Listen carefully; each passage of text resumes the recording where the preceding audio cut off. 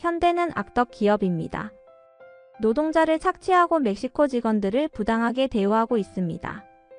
멕시코 티후아나에 있는 현대자동차 공장이 뒤집혔습니다. 갑작스러운 파업 선동, 노조의 과격한 요구, 가짜 뉴스가 멕시코 전역을 휩쓸었습니다. 그런데 이 모든 혼란 속에서 한 여성이 나타났습니다.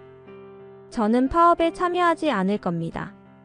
29세 멕시코 여성 마리아.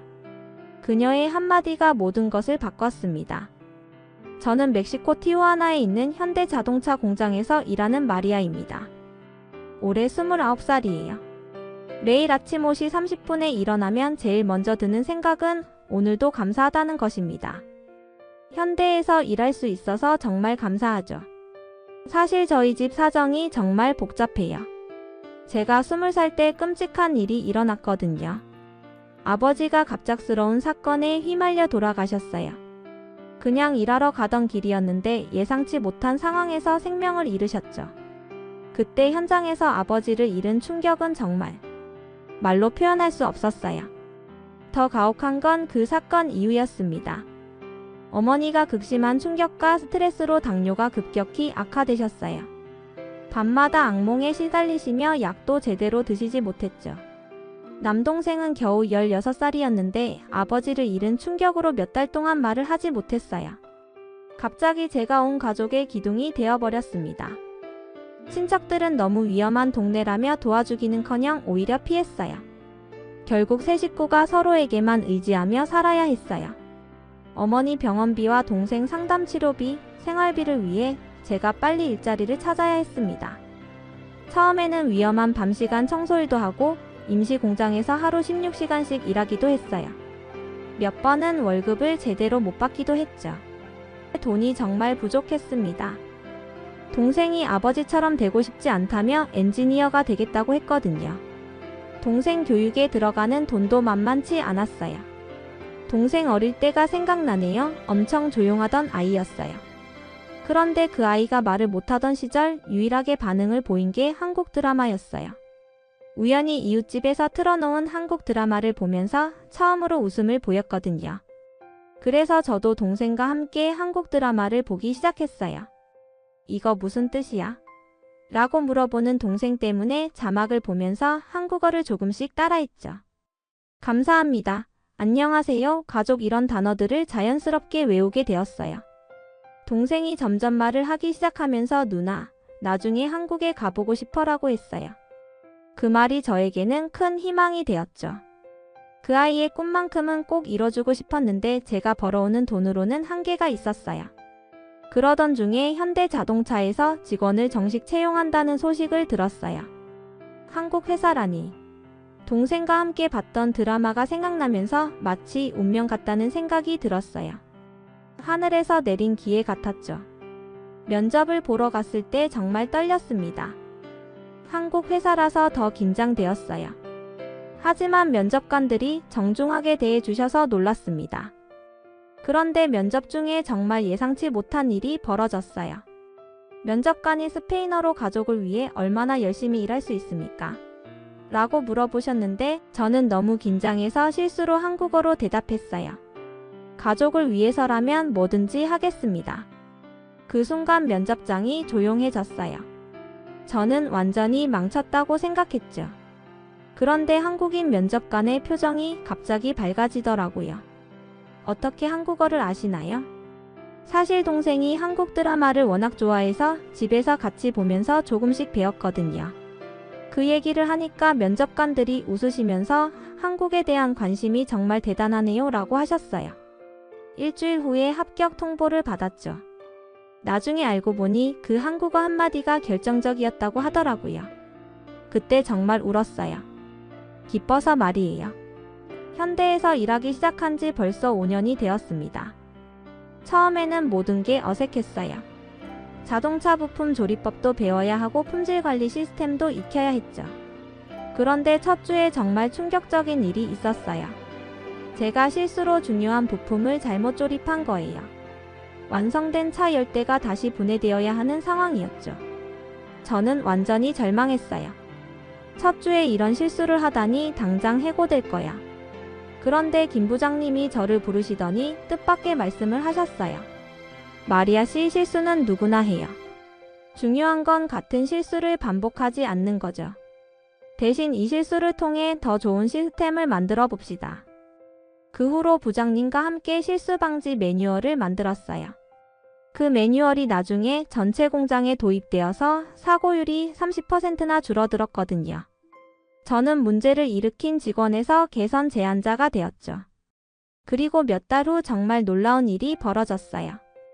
회사에서 제 개선 제안에 대해 특별 인센티브를 주겠다고 하는 거예요. 3개월치 월급에 해당하는 보너스였어요. 그 돈으로 동생을 더 좋은 학교로 전학시킬 수 있었고 어머니께 더 나은 치료를 받게 해드릴 수 있었죠. 월급날이 되면 항상 설레어요. 통장에 찍힌 숫자를 보면 정말 감사하다는 생각이 들거든요. 이 돈으로 어머니 약값을 사고 동생 학비도 마련할 수 있으니까요. 그리고 현대에서 주는 복지 혜택도 정말 좋습니다. 의료보험도 있고 구내식당에서 점심도 무료로 먹을 수 있어요. 동생도 제가 현대에서 일하는 걸 자랑스러워해요. 친구들에게 자기 누나가 한국 대기업에서 일한다고 말하죠. 심지어 동생이 한국어 공부를 시작했어요. 누나처럼 한국 회사에서 일하고 싶다면서 말이에요. 그럴 때마다 제가 더 열심히 일해야겠다는 생각이 듭니다. 어느 날 아침 공장 앞에 사람들이 많이 모여 있었어요. 처음에는 뭔가 행사가 있나 생각했는데 자세히 보니 사람들이 피켓을 들고 있었습니다. 파업이었어요. CTM이라는 노조에서 온 사람들이 우리 공장 앞에서 시위를 하고 있었죠. 임금을 3배로 올리라. 노조를 인정하라. 소리치고 있었어요. 저는 정말 당황했습니다. 갑자기 무슨 일인가 싶어서 말이에요. 동료 카를로스가 제 옆으로 와서 말했어요. 마리아, 우리도 파업에 참여해야 해. 월급을 3배로 받을 수 있대. 저는 고개를 저었습니다. 카를로스, 나는 지금 월급도 충분히 감사해. 왜 갑자기 파업을 해야 하는 거야? 카를로스는 제가 이해 못한다는 표정을 지었어요. 마리아, 생각해봐. 우리가 얼마나 열심히 일하는데 회사는 우리를 제대로 대우하지 않아. 한국 본사는 돈이 얼마나 많은데 우리한테는 푼돈만 주잖아. 하지만 저는 동의할 수 없었어요. 현대에서 일하기 전 제 생활을 생각해보면 지금이 정말 감사한 상황이거든요. 카를로스, 나는 지금도 충분히 잘 살고 있어. 동생 등록금도 낼 수 있고 어머니 약값도 마련할 수 있어. 무엇을 더 바라겠어? 그런데 카를로스가 갑자기 흥미로운 얘기를 했어요. 마리아, 파업에 참여하면 참가비도 준대. 하루에 500페소씩 말이야. 그리고 임금 인상이 성공하면 정말 월급이 3배가 될 거야. 순간 마음이 흔들렸어요. 500페소면 적지 않은 돈이거든요. 그리고 월급이 3배가 된다면 동생을 더 좋은 대학에 보낼 수 있을 텐데. 하지만 뭔가 석연치 않았습니다.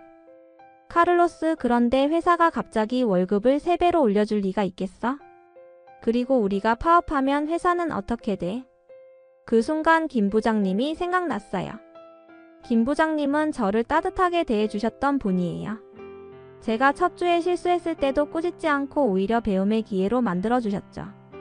그뿐만 아니라 직원들을 가족처럼 대해주시고 회사 정책도 직원들을 위해 개선하려고 항상 노력하세요.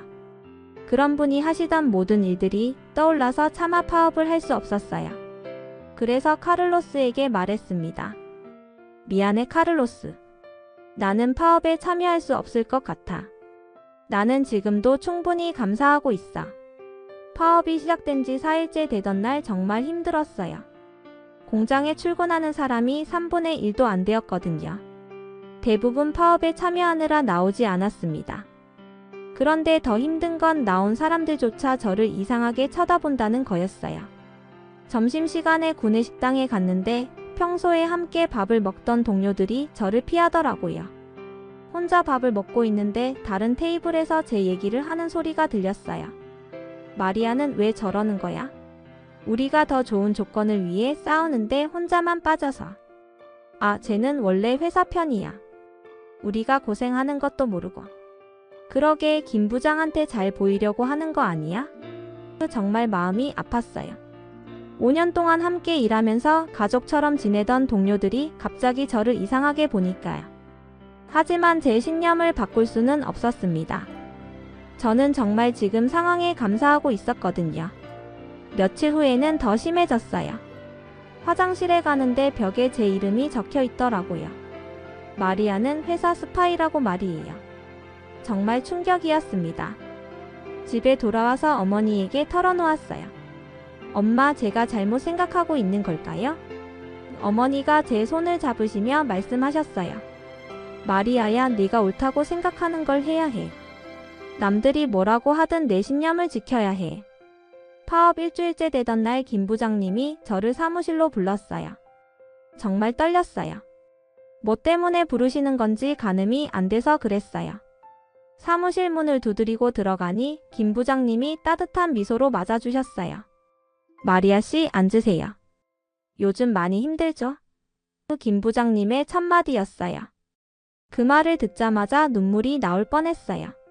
누군가가 제 마음을 이해해 준다는 게 정말 고마웠거든요. 네, 부장님. 정말 힘들어요. 동료들이 모두 저를 이상하게 봐요. 김 부장님이 고개를 저으셨어요. 아니에요, 마리아 씨. 당신이 옳게 생각하고 있어요. 현재 상황에 감사할 줄 아는 마음, 그게 정말 소중한 거예요. 그리고 당신의 회사에 대한 헌신도 잘 알고 있습니다. 부장님, 그런데 정말 월급을 3배로 올려줄 수 있는 건가요? 제가 궁금해서 물어봤어요. 김 부장님이 씁쓸하게 웃으셨어요. 마리아 씨, 회사 경영이라는 게 그렇게 간단하지 않아요. 월급을 3배로 올리면 공장을 닫아야 할 수도 있어요. 그럼 모든 직원이 일자리를 잃게 되겠죠. 그 말을 듣고 정말 안심이 되었어요. 제가 생각한 게 맞았구나. 무작정 더 많은 돈을 요구하는 게 오히려 우리 모두에게 해가 될 수 있다는, 제 신념이 틀리지 않았다는 걸 확신했거든요. 파업이 계속되면서 정말 심각한 상황이 벌어지기 시작했어요. 공장 가동률이 30%까지 떨어지고 생산 차질이 심각해졌거든요. 그런데 파업 열흘째 되던 날 정말 충격적인 일이 일어났어요. 그날 오후 2시쯤이었어요. 공장 구내 라디오에서 갑자기 속보가 터졌어요. 현대자동차가 멕시코 티후아나 공장 철수를 검토하고 있다고 발표했습니다. 반복합니다. 현대자동차 멕시코 공장 철수설. 그 순간 공장 안이 완전히 뒤집혔어요. 사람들이 뭐라고? 진짜야? 하면서 우왕좌왕했죠. 파업에 참여했던 동료들 얼굴이 창백해졌어요. 카를로스가 휴대폰으로 뉴스를 확인하더니 소리쳤어요. 마리아, 큰일 났어. TV에서도 나오고 있어. 구내 식당에 있던 TV 앞으로 사람들이 몰려들었어요. 앵커가 심각한 표정으로 말하고 있었거든요. 현대자동차 측은 지속적인 노사 갈등과 생산 차질을 이유로 멕시코 공장 운영을 재검토하고 있다고 밝혔습니다. 이로 인해 2천여 명의 일자리가 위험에 처했습니다. 그 소식을 들은 직원들이 완전히 패닉 상태가 됐어요. 파업에 참여했던 사람들이 이제 어떻게 해야 하지? 우리 일자리 없어지는 거야? 하면서 서로 얼굴만 쳐다보고 있었죠. 더 놀라운 건 집에 가서 저녁 뉴스를 보는데 티후아나 시장까지 긴급 기자회견을 열었더라고요. 현대자동차 공장 철수는 우리 지역 경제에 치명적입니다. 시 차원에서 모든 노력을 다하겠습니다. 다음날 아침 정말 놀라운 광경을 목격했어요. 공장 앞에 경찰차들이 줄지어 서 있었거든요. 그리고 멕시코 노동부 장관이 직접 현장에 왔어요. 현대자동차는 멕시코 경제에 매우 중요한 기업입니다. 2,000개의 일자리와 지역 경제를 위해 정부가 나서겠습니다. 장관이 단호하게 발표했어요. 그 순간 정말 극적인 장면이 펼쳐졌어요. 경찰들이 파업을 선동하던 외부 인사들을 체포하기 시작한 거예요. 알고 보니 그들은 현대자동차를 타겟으로 한 조직적인 선동이었다는 거죠.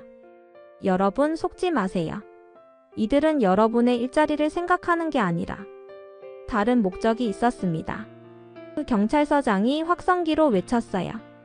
CTM 노조에서 온 선동자들이 하나씩 연행되는 모습을 보니 정말 섬뜩했어요. 만약 제가 파업에 참여했다면 어떻게 되었을까? 그들의 달콤한 약속에 속아서 결국 일자리를 잃을 뻔했구나. 파업 참여자들이 하나둘씩 공장으로 돌아오기 시작했어요. 모두들 풀이 죽어 있었죠. 카를로스도 다시 출근했어요. 저를 보더니 정말 미안하다는 표정을 지었어요. 마리아, 미안해. 내가 잘못 생각했나 봐. 너는 정말 현명했구나. 저는 카를로스를 원망하지 않았어요. 오히려 안쓰러웠죠. 그날 김 부장님이 전체 직원들을 모으고 말씀하셨어요. 여러분 모두 수고하셨습니다. 다행히 본사에서 공장 철수 계획을 철회했습니다. 앞으로는 더 좋은 근무 환경을 만들기 위해 회사도 노력하겠습니다. 그리고 파업에 참여했다고 해서 불이익을 주지 않을 테니 걱정하지 마세요. 정말 감동적이었어요. 김 부장님은 직원들을 벌주는 대신 격려해 주셨거든요. 그런 분이니까 제가 신뢰할 수 있었던 거겠죠. 파업이 끝나고 며칠 후 상상치 못한 일이 일어났어요. 어머니가 갑자기 쓰러지셨거든요. 당뇨 합병증이 악화되어서 응급실에 실려가셨어요. 의사 선생님이 심각한 표정으로 말씀하셨어요. 신장 기능이 많이 떨어졌네요. 투석이 필요할 것 같습니다. 그 말을 듣고 정말 무너질 것 같았어요. 투석 비용을 들으니 정말 큰 돈이었어요. 제가 몇 달 벌어도 부족한 금액이었거든요. 회사에 가서 상황을 설명하고 휴가를 요청했어요. 김 부장님이 제 얘기를 들으시더니 바로 말씀하셨어요. 마리아 씨, 회사에서 직원 가족 의료비 지원 제도가 있어요. 신청해 보세요. 하지만 인사팀에서는 난색을 표했어요. 현재 규정으로는 한계가 있습니다. 그때 김 부장님이 단호하게 말씀하셨어요. 지금 당장 특별 승인을 받아주세요. 이게 진짜 복지 아닌가요? 마리아 씨는 우리 회사에 꼭 필요한 인재입니다. 파업 때도 끝까지 회사를 신뢰했고 개선 제안으로 사고율을 30%나 줄인 헌신적인 직원이에요. 이런 직원을 위해서라면 회사가 나서야 하는 거 아닙니까? 한국 본사에 직접 연락하시는 김 부장님의 모습을 보니 정말 감동적이었어요. 2시간 후에 승인이 났어요. 어머니 투석 비용을 회사에서 지원해 주기로 했거든요. 더 놀라운 일이 벌어졌어요. 다음날 출근했는데 제 작업대 위에 편지가 하나 놓여 있었어요. 카를로스가 직접 쓴 편지였죠. 마리아에게. 정말 미안해. 파업 때 너를 이상하게 본 것들. 너는 정말 현명했어. 우리가 다 속았구나. 너 같은 동료가 있어서 다행이야. 고마워. 그 편지를 읽고 있는데 다른 동료 루이스도 다가오더라고요. 손에 편지를 들고 말이에요. 마리아, 이거 받아. 우리 팀 전체가 써본 거야. 편지를 열어보니 정말 감동적이었어요.